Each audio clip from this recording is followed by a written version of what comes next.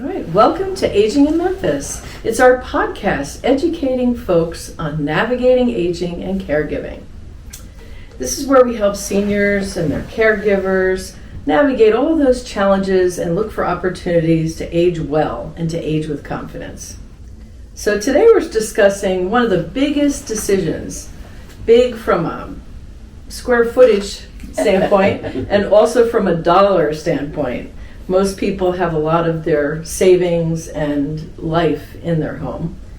And we're going to discuss, should I sell or maybe should I stay? And for many people, their home reminds them of being independent, it has memories, but as circumstances change and we age, there really is a big question mark as to whether remaining in the home is still the best option, or whether selling it might provide, just a greater opportunity to have your surroundings match your lifestyle. So there's not a negative either way. It's a matter of making the right choice, an informed choice. So today, we have two people that have experience. Sherry Harbor, not only is she the broker and owner of Harbor Realty, but she also wrote the book, Senior Roadmap.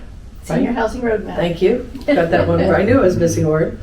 And Tim Flesner, who owns Home Helpers, and that's one of those non-medical home care, helping you with activities of daily life. And we'll talk more about that in a minute. But I want to thank today's sponsor, which is Leah Morse of All Things New. Leah Morse is a mover and a downsizing organization. And that information will come in handy as we talk today. Absolutely. Yes. Much needed. So, Resource for Care, which puts on Aging in Memphis, is a resource for information, but also for making connections like the ones we are having today. So, Sherry, in your book, you explain that decisions to sell are often triggered by some type of life situation or change, rather than a real estate issue. Absolutely. For older people. Right. What are some of the most common situations that you've come across? A lot of times it's just, I cannot keep up with this big yard, or I don't use anything that's upstairs. The house is just too big, and now that I'm just rattling around in here by myself, and I don't need to maintain all this. Cleaning 5 bathrooms is not what I want to do anymore. Right. But a lot of times they've lost a spouse, and they're lonely, they're isolated, and they're considering selling because of that too. Okay. So, What are some of the signs that they're struggling with all that? weeds in the flower beds. Okay, yeah, that's From the first outside, thing. yes. And then inside, you'll start to see little hoarder piles pile up because they just don't feel like going to that room to put Sure, it the away. attention to detail of doing that. Yes. Okay. Tim, from a caregiving perspective, what are some of the signs you or your team notice that indicate someone might need help? Yeah, a lot of times, and it's family members first, see it first, right? But if they go in for visits and you haven't seen them in a while, to Sherry's point, you're going to see the different, hoarding piles or different things that aren't being completed, the lawn maintenance, the home maintenance, any of those types of things, not keeping up to the standards that they normally would have in regards to housekeeping, Right. And those types of things. So yeah, it's outdated foods. Yes, in the that's a big refrigerator. one. Yes, Yeah. 'cause, again, they just don't have the logic to keep up attention with to those. detail. Yes, Yeah. all those. Whether it be a memory issue or just, Yeah. Yeah. And then, of course, if there are things that happen, like, falls, if you have hospitalizations Sure. due to falls and things like that, with some of their mobilization capacities being limited, those different types of things happen. So, yeah. So you both just, describe some things that, are indicators. Is that something, if we see these signs, is it something that people should immediately assume they should move? From a healthcare perspective, No, not No. necessarily. Yeah. I mean, I love the commissions when they move, but it doesn't always make sense for them to move. Okay. Yeah. Yeah, there's definitely different levels of, can they remain independent? Because it is. You mentioned in the beginning Yes. that it's a financial. Like a nest egg for them, or Right. It's and again, the financial aspect of it moving, but it also is the emotional. Sure. You attached that from the emotional perspective, so Mhm. there is a lot of memories. There are, what plans have been made. So there can be a lot of those things put in place. So planning forward and making those decisions up front. But it's not Do we always. have time for a story? I'd love one. So I had a call. We have a diagnosis. So I need to start making the plan, which is Okay. what we want everybody to do. We Yes. make the plan. She's picked a community to move to. Okay. That's ideal. So how much is the community? We looked at finances. How much can we sell the house for? Right. So the sale of the house will last for 36 to So 48 however months much of a community month care. per month. Correct.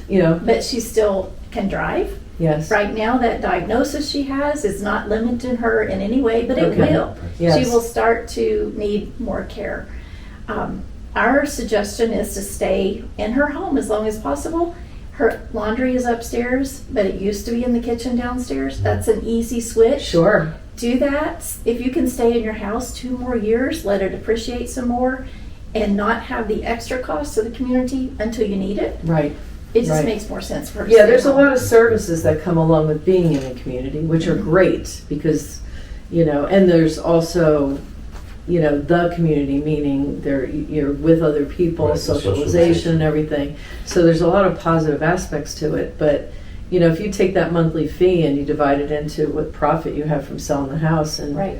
it's only good for 2 years, and your diagnosis might not even be visible to everyone else for 3 years. Correct. Yeah. I'm just making So, the time frame so if up, we but- can just hang in there, Yes. as long as you're still driving, Right. and you can still go to the Still have community the center, and you can capacity. Yes. have the, activities with other people, then Right. why Yeah. change yet? Yeah. With a exactly. little assistance inside the home, right? Right. Yeah, But it's going to be absolutely. a lot less than Mhm. going to moving at that time. Right. But in the meantime, she can do an estate sale. She can start to Yes. move some things out Sure. and have more mobility room inside her home, even Right. right now. Right. It makes that next Yeah, move find easier. things to give away or sell. Mm-hmm. Absolutely. One of the things I really liked about and appreciated in your chapter 4 in your book was that it encouraged people to calculate the true cost, like Right. you were And describing. that's exactly what we did with her. Because she's still keeping her car. Yes. There's car expenses and all of that that goes with it. Sure. Once she moves to the community, she won't need the car any longer. Right. So that gives her extra money. Mhm. So by the time we went through, she said, "Oh no, I can't move to the community yet. I still live." Yes. So that I'll run makes out of sense. money. Right. Yeah. Yeah. So, with that, in those discussions, and even with the lady, I assume it was a woman, I don't know why It I was. assume that. Did you say she? I don't know. But what are some of the expenses that people often overlook? So one of the things we talked about is her roof. Mm-hmm. That's going to need to be replaced in the next 6 or 7 years Okay. at least. So we need her moved before that, so she So doesn't that use gives up. that gives you a timeline. Exactly. Okay, Right. that's interesting. So there's all kinds of maintenance issues, deferred maintenance that will come up during that time. Yeah, I And would then think she- another one is like HVAC, the age Absolutely. of it. Yeah, because I know I've replaced them a couple times. Right. Where, Yeah. if you live someplace for a while.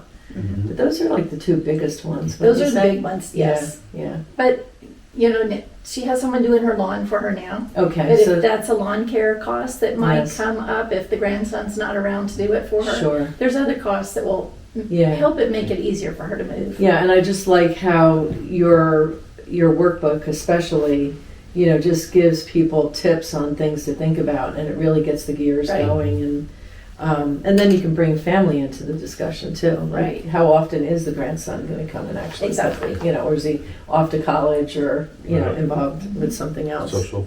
Yep. Yep.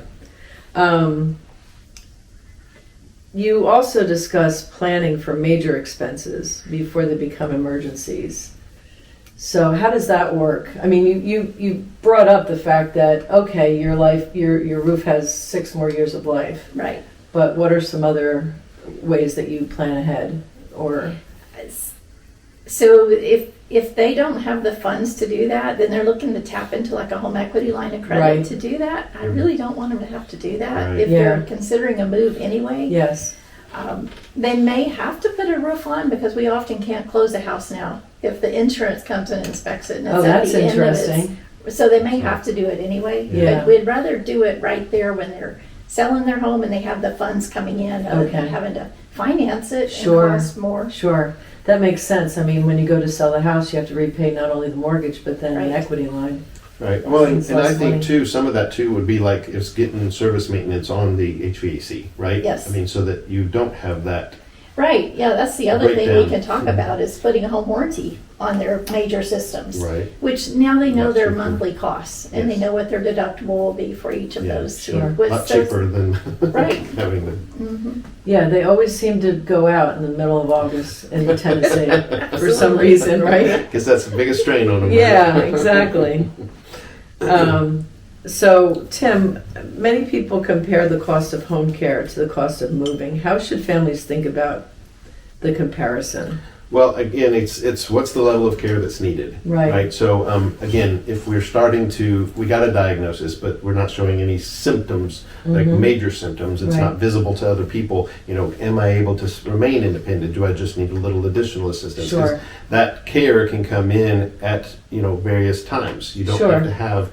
If you're not in need of 24/7, if there hasn't been a emergency crisis situation, Mhm. then you can just have that additional help, whether it be through a home care agency or landscaping or lawn maintenance Right. or any of those types of things. So taking that into consideration Sure. of what's going to be more cost efficient and Right. planning, as it says in the book. Yeah, and I think too that some activities that people do, whether it be maintenance on their house or driving or walking long distances to go shopping or whatever, have different risks, Yes. like fall risks Yes. and Right. whatnot.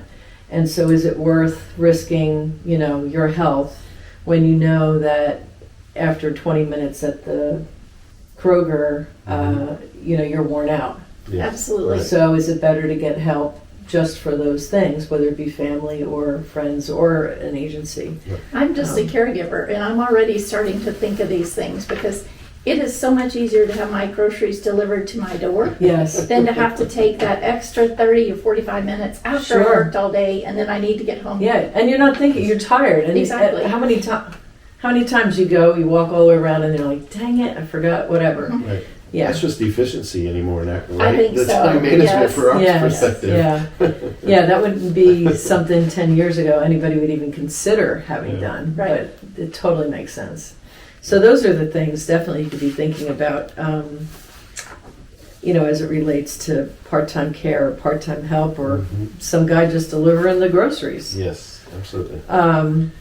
So I touched on a little bit, Tim, but give some more examples of how a relatively small amount of help can really help people remain safe. Well, yeah, I mean, like Sherry said, it's in her example, her story that she shared. The individual's laundry was upstairs. It's if it's cost efficient, move it back downstairs to where it's available to them or accessible to them. But if not, then have those aides come in, family members, friends, that they can help them with those types of things. You mentioned the grocery shopping, all of those things. Having the groceries delivered, it's from that perspective. What about meal prep? Assisting, Like right. maybe you can't stand that long to do a whole meal, So make a have whole someone meal. come in and prep your meals for you where it's easily. And those services are available now. Yes. I mean, that's what's considered non-medical. Yes, absolutely. And you can have someone come in and I know of times when, you make a whole week's worth and just have it in the freezer. It's a lot easier to pop Right. it in the microwave Yeah. than it is to stand at the sink or, stove. Yes, yep, absolutely. So what modification can often make homes safer? So I know yeah, we're not contractors, but we see this all the time. sure. When there's mobility issues, right, stepping in and out of the shower can be a very big hazard. Yes. So putting grab bars in place, raised toilets so that when you're sitting or those types of things, even electric beds, Right. where it's like the ability to be able to lay down and those types of things. What other ramps, stairs, guide rails to help stepping down the stairs, right? I mean, my mother, I've been caring for her for 10 years. It hasn't been an issue, her taking steps, but now with her having her imbalance, things like that, I mean, it's a becoming an no-brainer. issue, yeah. It's a no-brainer Yeah. to put a stair rail in place so that she Right. can have something to hold on to. Right. Because if she Right. was to fall, break Yes. a hip, then Well, aren't there companies that come and assess different things as well? Mhm. Like lighting might be an issue, or rugs, Yes, which yeah. are trip hazard, might be an issue. That's why they're As- called throw rugs, right? Yeah, you throw It should be yourself. fall rugs. You throw yourself on the floor after you trip on them. Yeah, that is a free service that we do. Oh, coming it into is? the home. Okay. Absolutely, yeah. Yeah. We'll make all kinds of suggestions, and Okay. then there's agencies that we refer to, or companies that can come in and install those nominal costs. I mean, you can grab a lot of those at your large box stores at the Home Depot and Lowe's, and those types of things can be put in. But yeah, we do that as a free assessment to. Is there technology now available to help people stay longer in their homes? Yeah, there's all kinds Yes. of artificial intelligence and Right. monitoring systems that you Okay. can put. We actually have worked with a outsource where we put a monitoring system in a home. It's voice activated and motion censored. There's an app that the family can see Okay.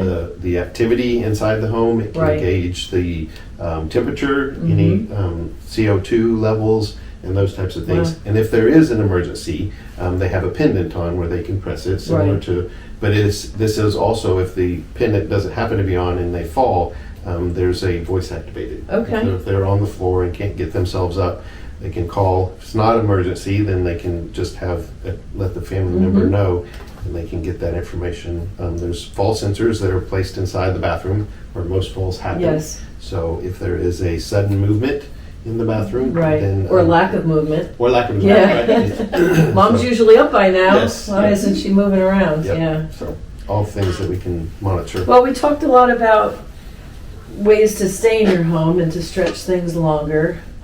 Let's flip the script a little bit and talk a little bit about what are 3 common paths for selling a home? The traditional, You'll we'll list list it, it yeah. and market it and Right. sell it, and that's where you make your most money. Okay. Sometimes there's a time crunch and they want to sell it as is, and that's not a problem either. We do it all the time.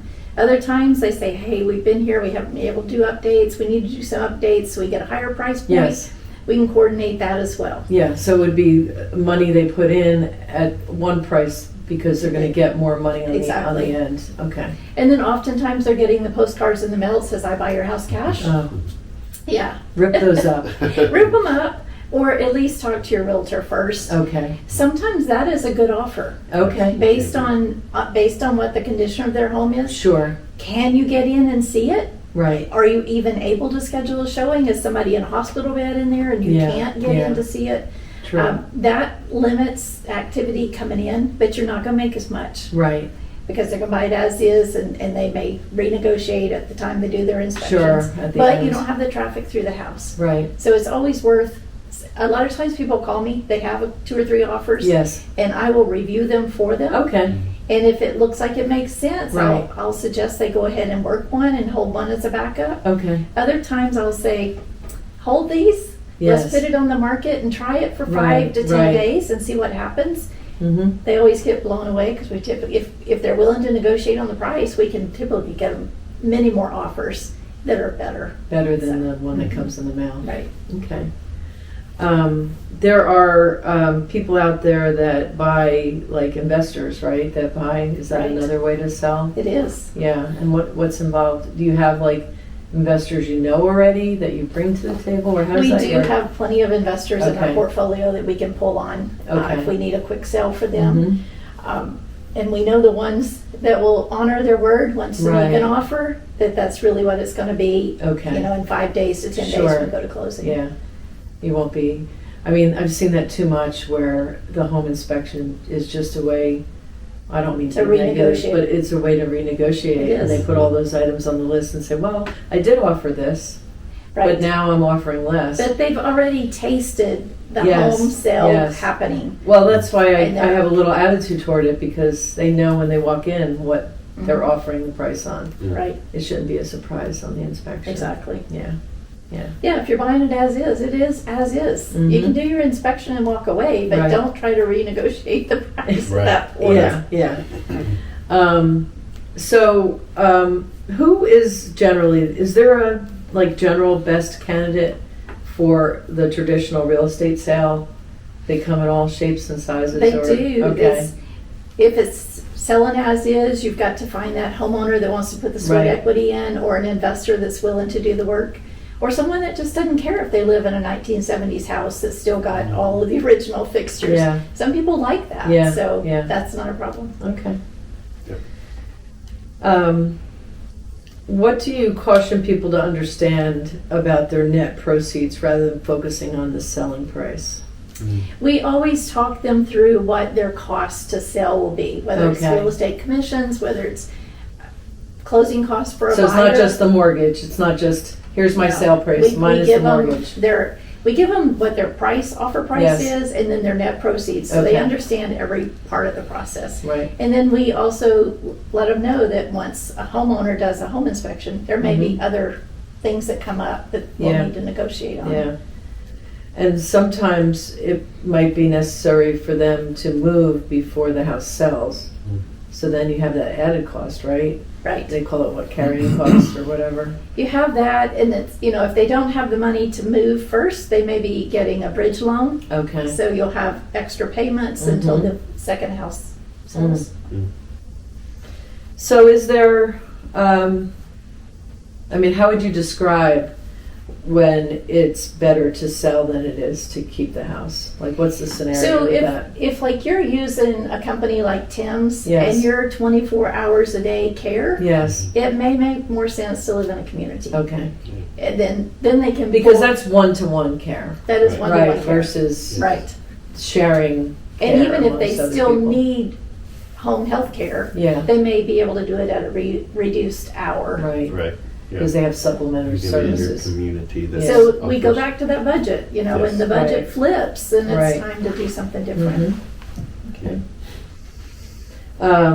I would think too that if there's limited support for Absolutely. family, that's another indicator that going somewhere might be better. Yeah, Yes. and I think if I can just, from the care side of Yes. things, if you don't have that support group, family nearby or those types of things, so we actually have a client right now to where they've been with us for 10 years. Yeah. And so that we were going where we were coming in twice a week. And then now we're actually 24/7. Right. And it's a stroke survivor, and then she's recently started having cognitive decline. And so we're providing that assistance. They are adamant about staying in their home. They Okay. do not have any biological children, but their nieces and nephews are saying, well, maybe it's time for us to look at, but it is that what resources financially are available to them, what their wishes are. Right. You want them to. And then It's not always, it's Yeah. not always a Yes. dollar. Yeah. If they have savings and they can afford to stay where Right. they are, Yes. then it's more of an emotional, that's what I'm hearing, Yeah. more of an emotional decision. Yes. Then it's the right choice for them. Exactly. And to her Just to point, say, it's right. safety, right? So Yes. if they do have that capacity Mhm. to have 24/7 care, Yeah. and it's not a financial burden to them, Right. Right, then why not? honor Yeah. their wishes. Right. And when So- you start getting into memory care, and if they're still mobile, it may not be the safe place to be Right. at home. Yes. Yeah. Yeah. Yeah, and it's all in that dynamic, it's Right. again, what's safety for them. Because this specific client, they were very lavish and have a lot of nice things. So Yes, and they're- memories attached to all of the nice Yes. things. And with their Right. their accessibility through the home is Mhm. very restricted. So it's a big risk. Yeah. But Have you seen situations where even home care really wasn't enough to overcome the challenges? yeah, depending upon the Maybe level home. of care, Okay. right? I mean, so yes, Yeah. you do have, and it's we make sure again safety is priority. We had one Right. client that were diagnosed with Parkinson's and they were starting Mhm. to progress, and the family was so adamant. We've had to fire the client because they Yeah. were adamant in regards to somewhat in denial. Yes, Because they didn't want to start using the equipment that would have been needed, yeah. needed Yeah. to minimize the Yes. risk of injury to the Yeah. client and our caregiver. I had the same And, problem. yeah. We had, they had a disabled son, so they Mhm. already had their downstairs kind of adjusted for him. Right. But then the father became ill, Mm. and so they had a chairlift Mm. to get him downstairs. But getting him from the wheelchair, or from the bed to the wheelchair to the chair, was at the very top of the stairs. So you were transferring Scary. someone right at the top of the Mhm. stairs, and it was rather physical. And so I was recommending that we have 2 caregivers there when we transfer instead of 1, Mhm. and that once he's down there, he stays there for the day. Well, they didn't want to do that. They wanted him to go up for his meals and eat upstairs in his room. Mm. That meant you were transferring him to and from the chair thing, Right. plus 6 times. Yeah. That's- Well, not every meal, but Right. yeah. But like lunch, and then they come down for dinner, kind of Yeah. thing. So it depends upon the layout of the home. Yeah, and- I had to and- fire the Yeah. the client. I hate to say Yeah. it, but the caregiver. And the level of care. We Yes. have clients that are on hospice, and we compensate for when the hospice is there to administer Right. the, comfort care and Yes. those types of things. We can offer that, but with us being non-medical, so you take all those aspects into Right. consideration. Right. So Mm-hmm.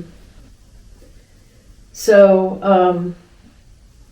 I would think things like, what kind of help do I need today? How much help will I need in 1 year? Yes. All those questions come up. And it's lovely when the families talk together Yes. and the children And they're know like- what the like-minded, parents are thinking. yes. Yeah. Yeah, and that is where this, the aging loved one might be so adamant in regards to where they're staying, and sometimes tough decisions have to be made Yes. in that regards, and kind of Mm-hmm.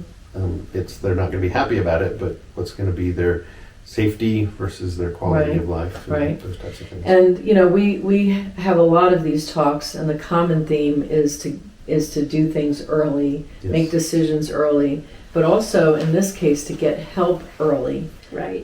so that you preserve your independence longer. You Yeah. don't have any injuries that happen, or malnutrition type of things, Yep. or lack of taking your medication because someone's not there. Yeah, And so that just, if you want to stay in your home, getting that help early before it's direly needed yeah. is a way to do that. We were at a part of a group this morning that were talking about advanced directives, Yes. right? And so there are things that you want to take that into consideration. And I piggyback that off of it's, you do think of those things. If I become incapacitated, what will my wishes be? Do I want to be on life support and those types of things? Right. But taking to your point, Mm-hmm. making those questions, who's going to help me when I become limited mobility? Yeah, yeah. Who's my Mhm. support? Sherry and I both have our parents Yeah, living with that you're us. My caring for. mom's been in my home for 10 years. Your dad's been there for 9 months. okay. So Almost 10 months, 10 and 10. 10 and 10. So is that capacity, or knowing who's going to be available Right. for that, and then 10 years. I'm like considering now she might outlive me. So, Right, right. but you want to take those questions into Yes. consideration. Well, we're getting close to wrapping up. We only have a minute or two, and I think point that I'd like to make is that this discussion is all about that the question isn't simply of whether to sell or not sell. No. No. That there's a lot of factors like safety, independence, financial stability, quality of life. Who do you have to help you support you? What are major repairs that might need to be done? These are all things to factor. Right. And the great thing, and we don't have a copy of the book today because Sherry just gave gave them all Gave away. it away. She gets demerits today for not bringing the book. Just kidding. I started out with it. If you want a free book, just reach out to Just Sherry. reach out. Well, reach out on the website resource4care.com. There's a form there that you can fill out, and I'll just shoot it right over to Sherry to send you the book directly. Just make sure you put something in the email that tells me you want the book. There's a book and a workbook, There is. and in the workbook, it really is a framework for this Yeah. to talk about all these things in detail Yes. and to work out the right solution for you. So, listen to this. Hopefully you got a lot out of it, but then reach out to Resource for Care and get the book so you know what to do and be able to make informed decisions. That's right. Well, thank you guys. It's Appreciate you. your time today. Absolutely. Thank you.